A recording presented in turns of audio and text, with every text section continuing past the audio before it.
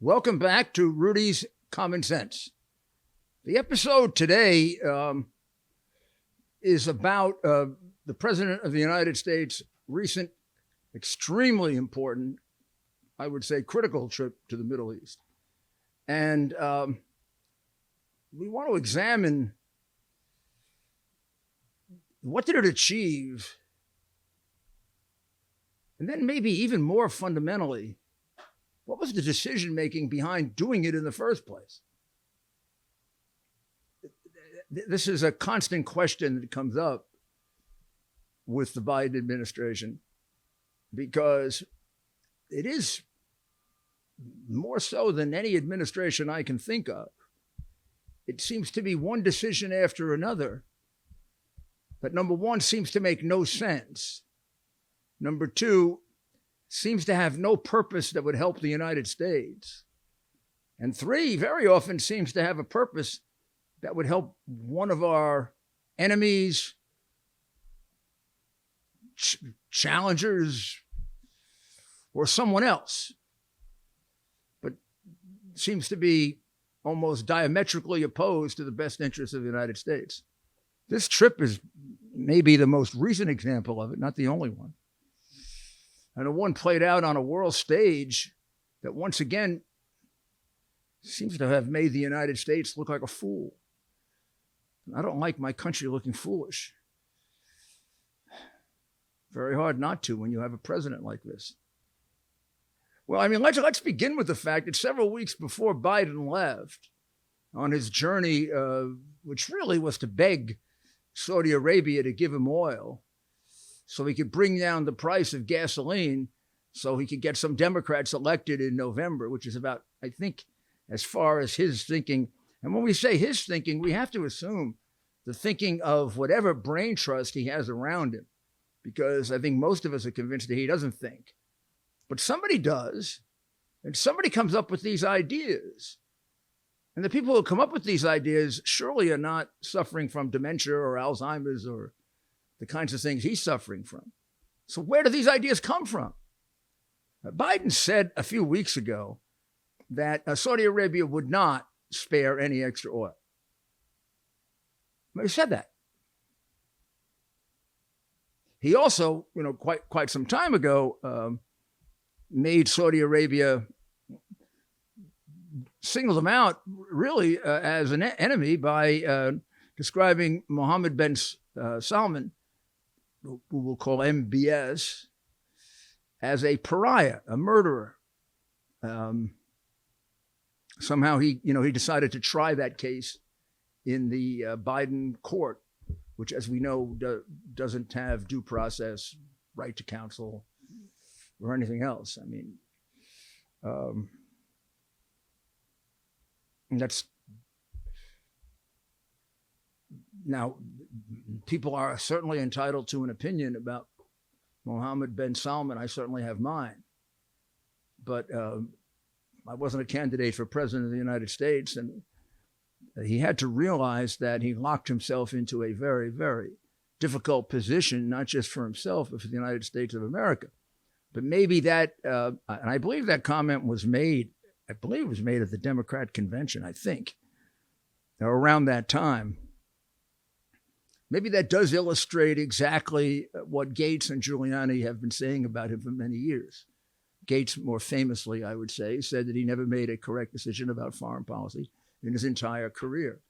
Well, that was a really stupid thing to say because it narrowed his options, and it narrowed the options, more importantly, of the country that he was seeking to serve, and therefore did that country damage.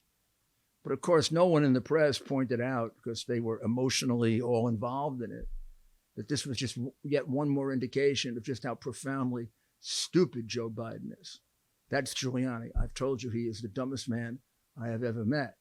And it's dangerous having the dumbest man that you ever met in charge of your country at a time in which your country is being challenged internally and externally, and its way of life is being put at stake. But I mean, that statement, when I heard it, I said, this is not a man cut out to be president. to say something like this. It shows absolutely no foresight, no. What did he ever learn with the diplomacy he was involved in? Obviously nothing. He failed at every diplomatic mission he was given. The reason he doesn't learn from these things, because he's dumb. I know, it's hard. It's hard to accept it. But think of it, all these years in politics and you haven't learned this? You haven't learned to preserve your options?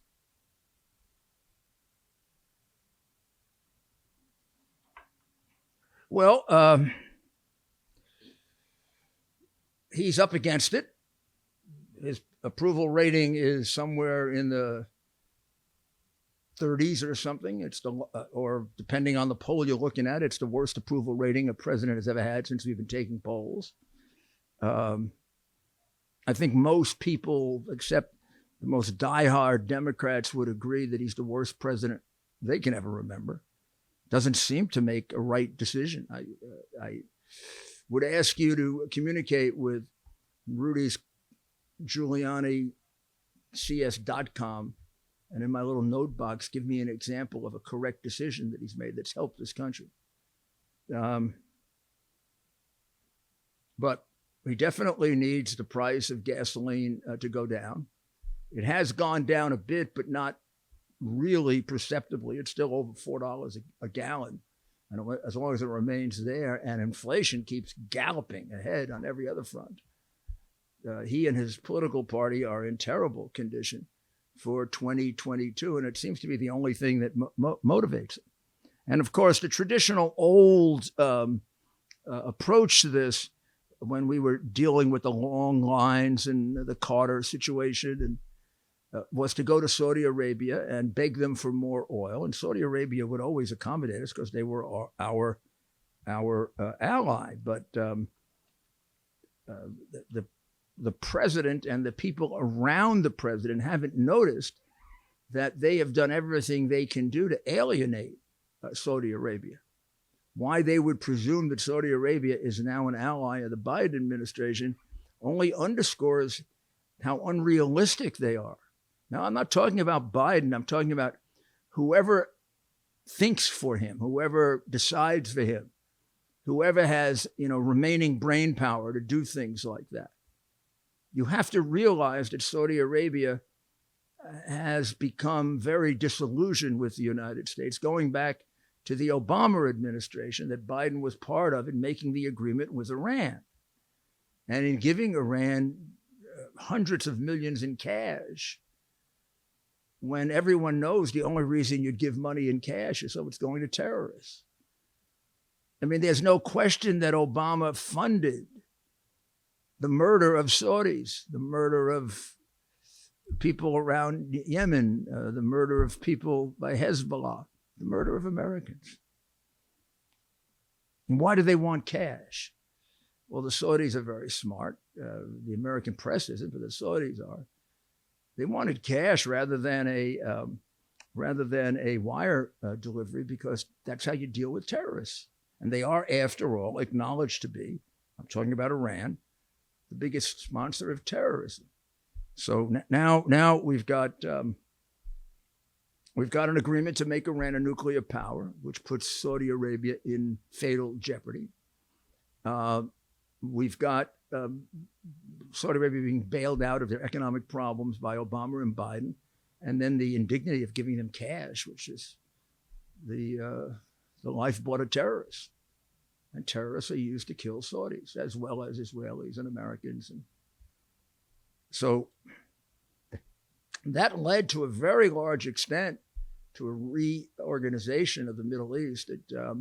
I believe it had a lot to do with the Abraham Accords. It brought together what I described back then as an alliance of the southern part of the Middle East against the northern part. So in the northern part, you had the regime of terror, Iran. You had Iraq that they were controlling for quite some time because of Biden's inability to negotiate a status of forces agreement. You had Turkey moving in that direction. You had Syria that was given over to Russia by Obama after he put down his red lines and cowardly slinked away from that, similar to the way Biden did in Afghanistan. So they became a really an attempt by the regime of terror to create hegemony in the northern part of the Middle East, with now Russia being brought in as a helpmate, and China is sort of a distant helpmate. Quite a formidable alliance, particularly if Iran goes nuclear. But then in the southern part, you had the countries that they have made it clear that they want to destroy. Well, they're not so stupid as to rely on Obama. I mean, they know. I was told by an Israeli, I said, it must be terrible not to know if you can rely on the American president for support for Israel. And he said, no, we're realistic to realize he's on the other side. No one negotiates with Iran this way unless they're on the other side. That's his words, not mine. And so it led to first step by step, agreements between Israel and the Arab countries, and behind the scenes, a very close working relationship, because that's quite a formidable alliance, even without the United States. You've got the strongest military in the region. You got the second strongest military in the region. I'm talking about Israel and Egypt, right? You've got the richest country in the region by far, right? Saudi Arabia. Then you've got a lot of smaller countries that, have learned over a period of time how to defend themselves and to deal with violence and to deal with terrorism, and that also have, in many cases, some of them per capita, equal to the wealth of Saudi Arabia. So if they need to buy nuclear weapons, they can buy nuclear weapons pretty quickly, or if they need to buy arms, they can do that. So they became an alliance. And Biden deciding to go to Israel and then to Saudi Arabia, one would have to wonder what was he bringing them that was going to get them, particularly Saudi Arabia, to help him. I don't think he was going to Israel for help here. Maybe he was going to Israel for Israel putting in a good word with Saudi Arabia, which might count for more, and it would, than the United States talking to Saudi Arabia, as it one time did. But Obama and Biden blew that.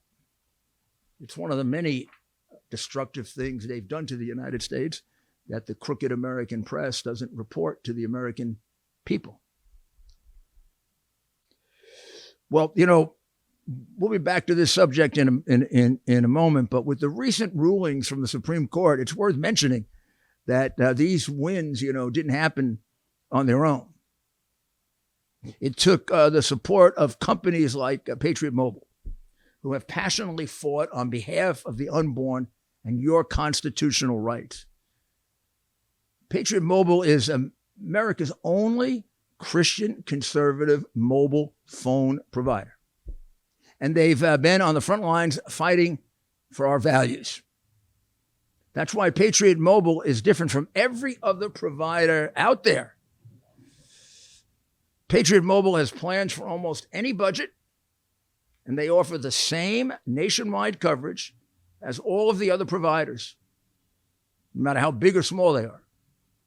So you get the same great service plus the knowledge that your money is being used to fight for the sanctity of life, religious freedom, and your ability to defend yourself under the Second Amendment. Go to patriotmobile.com/Rudy. That's patriotmobile.com/Rudy. 972-PATRIOT. Use the offer code Rudy to get free activation. If you're a veteran or first responder, please let them know, because they have discounts just for you. Come join our movement and make the switch today. patriotmobile.com/Rudy, patriotmobile.com/Rudy, or 972-PATRIOT. Very, very worthwhile thing to do at an era in which, as we're talking about, our values and our country is at stake really all over the world, all over the world. So getting back to Joe, when he took off for Israel, what was he? I mean, what was he thinking? What was he? Usually, when a president goes off on a trip like this, there are usually in the case of wise presidents, these things are negotiated in advance. There are gets or deliverables. What is it he's going to claim he was victorious about? Well, here it was really just one thing. I mean, you could joke around about it, but the one thing was oil. He needed oil. He needed Saudi Arabia to increase the supply of oil to bring down the price of oil. No matter what he said, no matter what lies they told, it was just too darn obvious that was the major thing that he was he was doing. You know, it reminds me of when Obama sent them to Iraq to try and negotiate the status of forces agreement that would have left 10 or 20,000 American troops in Iraq. There's a critical agreement because it would have provided the 10 or 20,000 troops that it could preserve the lives of people who had helped Americans and who had been given written guarantees of protection. Well, Joe blew that.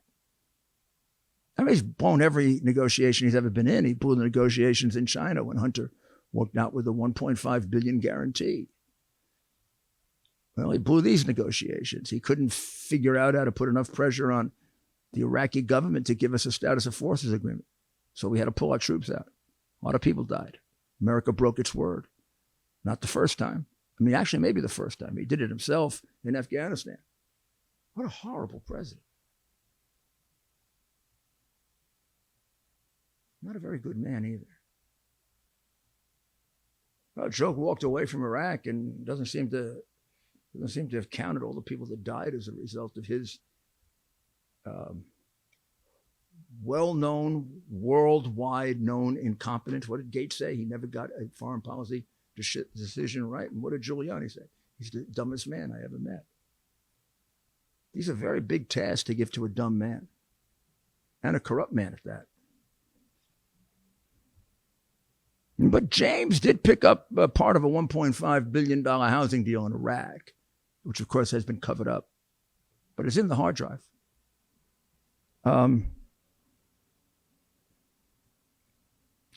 So Joe was going to go there and use diplomacy. But when has he ever used diplomacy effectively? He used diplomacy with Putin. I don't know, 30 or 40 times he told Putin, if you should not attack Ukraine, but if you do, we won't do anything. He must have said that 30 times. Don't attack Ukraine, but if you do, we won't do anything. And then at one point, he actually said the extraordinary, and if it isn't such a big attack, we won't do anything at all, meaning maybe not even sanctions. That's very effective diplomacy, wasn't it? Or what's the logic to that? None. So he goes to Israel and he tries to get the Israeli prime minister, I guess, to understand what he's doing, you know. And I thought it was extraordinary, so I kind of taped this. I want you, the Israeli prime minister is new. He's kind of a rookie. I think you'd call him a rookie. I tell you, the guy really must not need him because he basically just interrupted him and really told him off. Just tell him off. He said with a high school educated, college educated, halfway intelligent person who can use their brain and logic would have figured out here that coming here and just saying that he's going to stop Iran through diplomacy is going to be basically just another indication of how weak, incompetent, and stupid he is. So let's listen to this. Made it absolutely clear. We will not, let me say it again, we will not allow Iran to acquire a nuclear weapon. I continue to believe that diplomacy is the best way to achieve this outcome. Words will not stop them, Mr. President. Diplomacy will not stop them. The only way to stop them is to put a credible military threat on the table. Want to hear it again? This is a lesson from a rookie prime minister of Israel to a 79-year-old demented man who never made a right decision in his life and has led a life of 30 years of taking bribes. So I don't know if... Made it absolutely clear. We will not, let me say it again, we will not allow Iran to acquire a nuclear weapon. I continue to believe that diplomacy is the best way to achieve this outcome. Words will not stop them, Mr. President. Diplomacy will not stop them. The only way to stop them is to put a credible military threat on the table. This regime is a regime that has killed incalculable numbers of their own people. They're doing it as I speak. I work with one of the organization and then the overall organization that opposes them, and they've had hundreds of thousands of people killed. They're being killed right now. They are a religious dictatorship, an insane religious dictatorship, where many, many people will die for their insane beliefs. They teach their children to hate Jews, to hate Christians, to hate Americans. They don't allow churches. They don't allow crosses. They don't allow synagogues. They don't allow women to really participate in society. And in certain parts of the regime of terror, they still stone women if they are alleged to have committed adultery. It might even stone them if they're raped.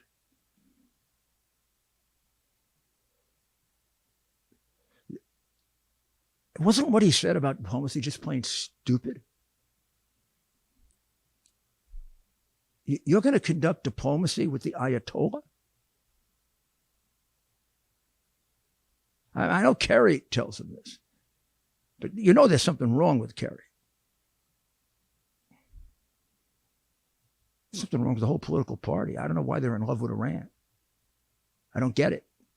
Iran has killed many, many, many young Americans. The Quds Force is responsible for an awful lot of families in America without their loved one. They hate us. They despise us. They would like to end our existence. They certainly would like to destroy our best ally, the state of Israel.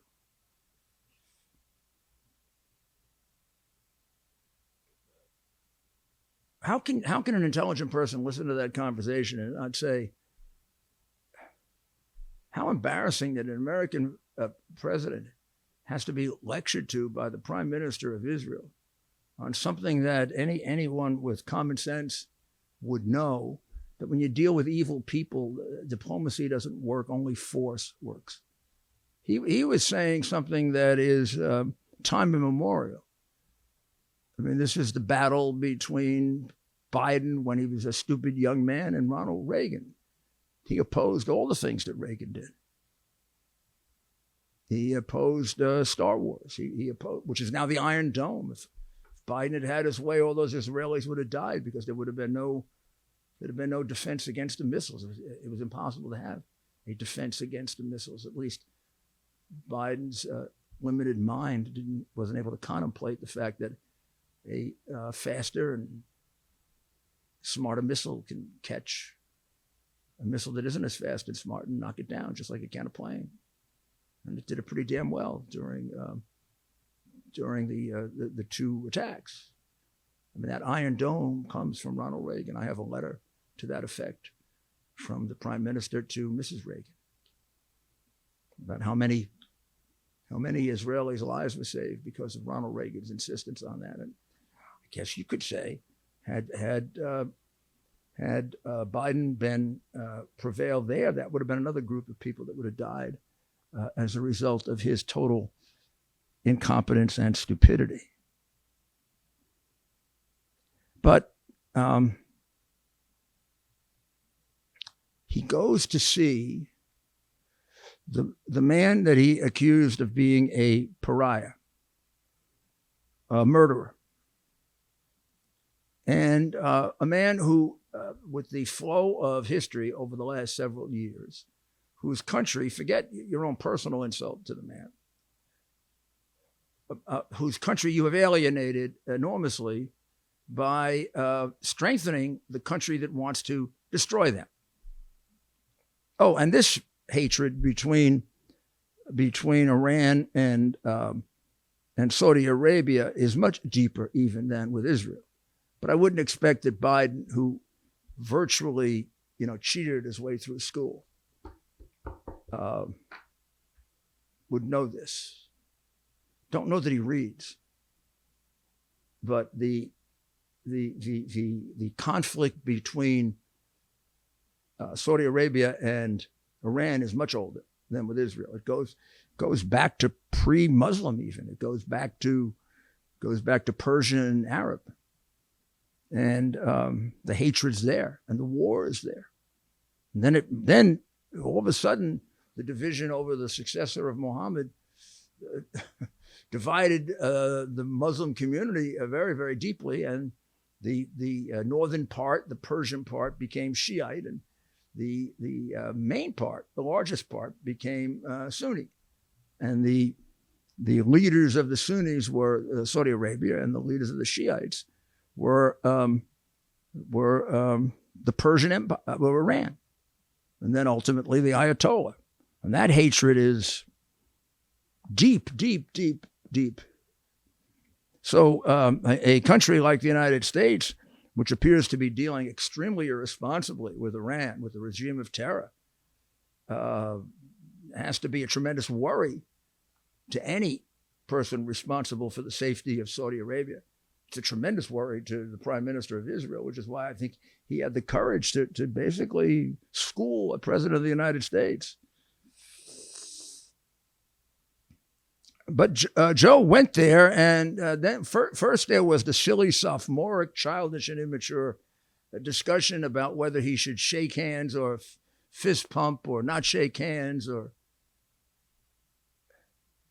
so he did a fist pump, like he had just scored a touchdown or something. He looked like an absolute fool. You could look at Mohammed bin Salman's face. He's a young man, but obviously a very intelligent young man. Look at his face saying, what is this? It reminded me of the way Putin used to look at Obama. Putin had this look on his face like, I was the head of the KGB and I killed an awful lot of people. And I'm dealing with this community organizer. Now, he has red lines. He's already forgotten 4 red lines. And maybe if I just talk a little loud, I'll scare him. This is Biden's was no match. The old man himself is probably, maybe he should have talked to the old man, who's the real king, because he supposedly is, in fact, in Alzheimer's. Maybe they would have understood each other like they were in a nursing home. But he was talking to very, very sharp, very intelligent people, and they basically let him go away with some hope that he's going to get like 2 or 3 little glasses of oil. Then there's the dispute between him and the foreign minister of Saudi Arabia as to whether he ever brought up Khashoggi, the man he was so upset about that was allegedly killed by Mohammed bin Salman, according to Biden. And according to the Washington Post, and I'm not saying that there isn't substantial evidence of that. I am saying it's never been determined. But there is substantial evidence of it, and you want to take a position on it, fine. But I think if you want to run a country that's got to deal in a very complex way with Saudi Arabia, it might be wise not to take a position on it. And then having taken that position, you might have to say to yourself, well, what else can I give them in order to get something? What was he giving them? He already in Israel made it clear that he's not going to do anything but diplomacy with the regime of terror. Well, That's like slapping them in the face. I mean, you're talking to adult human beings, Joe, not the people, who help you eat your food in the White House. I mean, you got to grow up someday. These are like real adult men and women. You're not going to get what you want out of the Ayatollah through diplomacy, Joe. No matter what your anti-American political party tells you, because they become like anti-American. All they do is racist country. We're a racist country. Then you expect people to respect us around the world or respect you? What exactly did you think was going to happen? I'd love to see if we get an answer from Blinken, or who thinks for him? Blinken, his wife, Jill, Rice, Obama. Who thinks for him? Who do you ask the question? Which is a logical, sensible question. What were you offering Saudi Arabia so they would give you oil? What were you offering them? Not money. They get money anyplace. What were you offering them so they would put more oil on the market? When in fact, it's in their interest to hold it back. And it's in their interest to further their alliance with Russia and China, because you're not helping them against Iran. And Iran is sucking up to Russia and China. So Saudi Arabia figures, well, let's see if we can neutralize things there. We got stuff they may want more than Iran. We're certainly a lot richer. Let's take a short break. Think your homeowner's insurance covers home title fraud? Think again. And neither does your common identity theft program. The FBI calls home title fraud one of the fastest growing crimes, which is why you need to go to HomeTitleLock.com, America's leader in home title protection. Here's the problem. The deed to your home is the only document that proves you own it. And the deeds to all of our homes now are online. In minutes, a criminal can find and forge your name off the deed to your home and refile as the new owner. Like Jeff, who spent a fortune in legal fees after a thief forged himself onto the deed to Jeff's home and took out loans.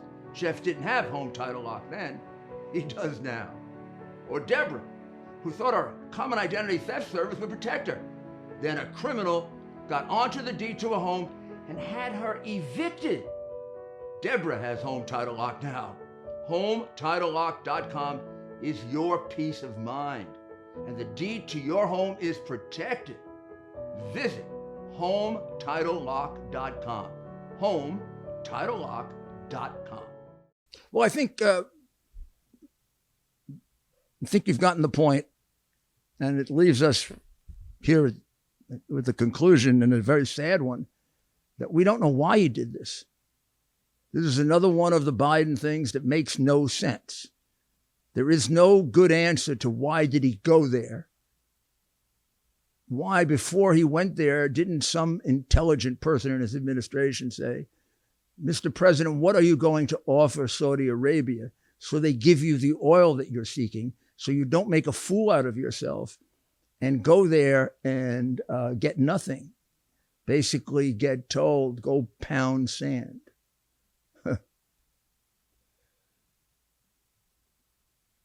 Well, it should teach you, Joe, that your diplomacy with the Ayatollah isn't going to work either. If it didn't work with MBS, now how's it going to work with the Ayatollah? Because if MBS is a pariah, if that's what you call them, the Ayatollah Khamenei is a monster. I mean, he's killed more of his own people than you can possibly imagine. He's doing it right now. He completely despises you and the people you represent. He's personally sent two groups twice to to kill people that I was part of. In one case, a pretty prominent part of. Makes it easy for me to figure him out. He's going to tell you to go pound sand too, except he's going to tell it to you in Farsi. The other guy said it to you in Arabic. You wouldn't have understood it in English either, so it doesn't matter, Joe. If there ever was a really, really compelling reason to utilize the 25th Amendment, this is it. This isn't about Democrat or Republican. It isn't about what they did to Trump, which was purely a frame-up where they made up and paid for the allegation of Russian collusion and made up the conversation with the Ukrainian president and then withheld for a year and a half the hard drive that proved that it was a perfectly justifiable conversation. But in any event, this is deeper than that. This is about the national security of the United States of America. This man's not capable of protecting us. You don't go do that stupid thing that he did in Israel and Saudi Arabia. Did you listen to the Israeli prime minister? Can you imagine in the privacy of his chambers what he must think of our addle-brained president? And can you imagine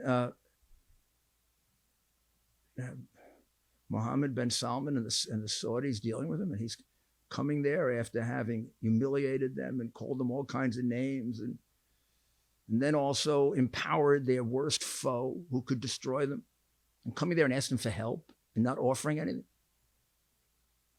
Where did this guy come from?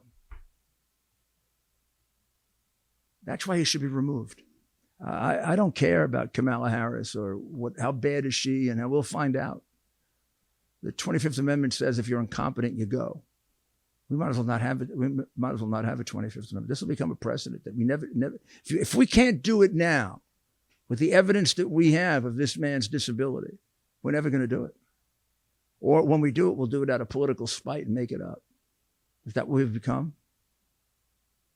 We have to vindicate the Constitution of the United States.